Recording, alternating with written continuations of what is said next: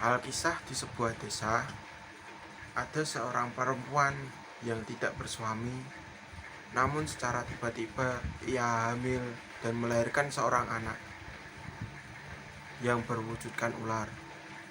Kejadian tersebut sangat menggegerkan di desa tersebut. Sang ayah dari ibu tersebut menyuruhnya agar membuang anak berwujud ular itu. Namun si ibu menolak dan dia berkata bahwa ia ingin merawat anaknya seperti ia merawat anaknya sendiri.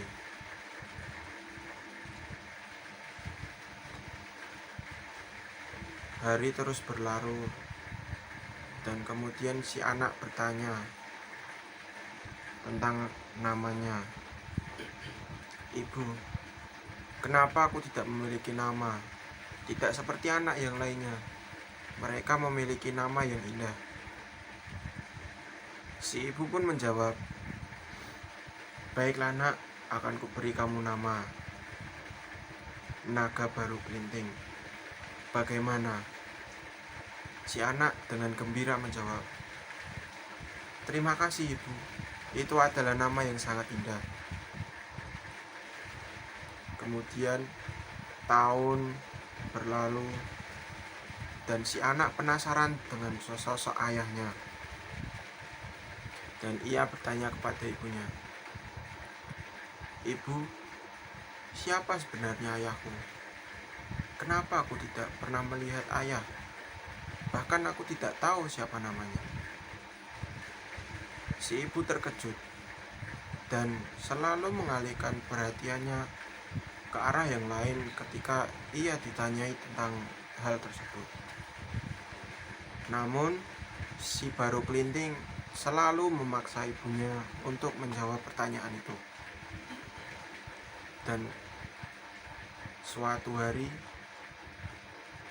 ibunya menjawab kepada Baru Kelinting, nak, apa kamu mau mendengar cerita tentang beberapa tahun yang lalu? Si Baru Kelinting dengan sigap lalu ia menyimak cerita dari ibunya.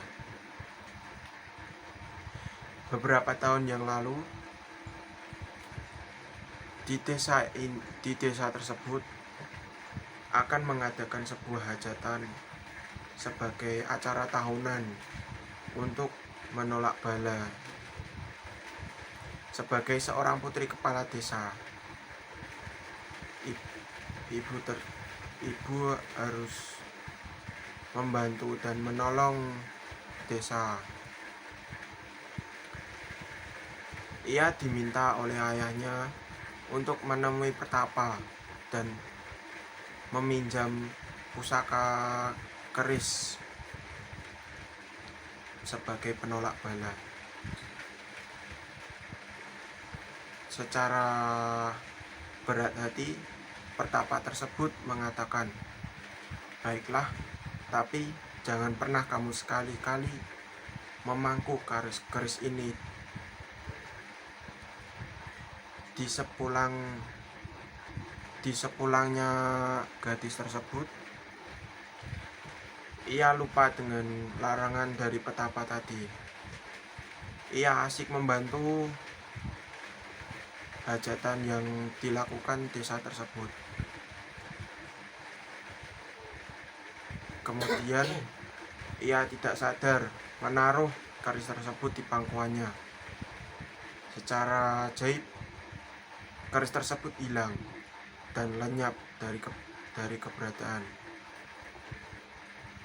Sontak gadis itu terkejut dan pingsan.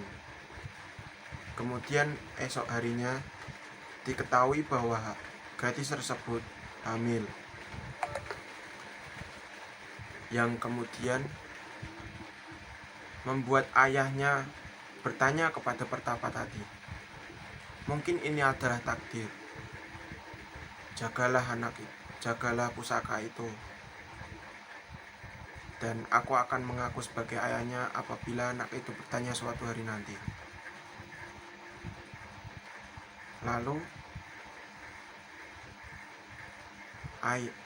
Si baru kelinting kembali bertanya, "Lalu di manakah ayah?"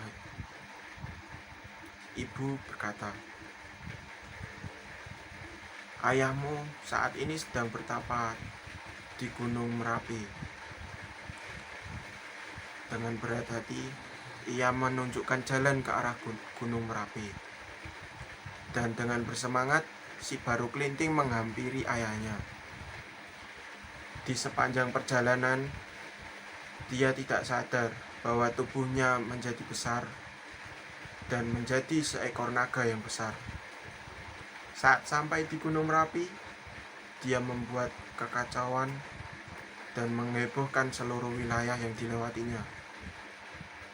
Berita tersebut sampai kepada pertapa tersebut. Ia turun untuk menenangkan si baru kelinting, yang kemudian menyuruhnya untuk mengelilingi Gunung Merapi agar mengetahui siapa sosok ayahnya. Namun karena tubuhnya yang tidak cukup untuk mengelilingi Gunung Merapi, ia menjulurkan lidahnya. Dan ketika si baru kelinting menjulurkan lidahnya, pertapa tersebut memotong lidahnya dan si baru kelinting mati. Sekian, terima kasih.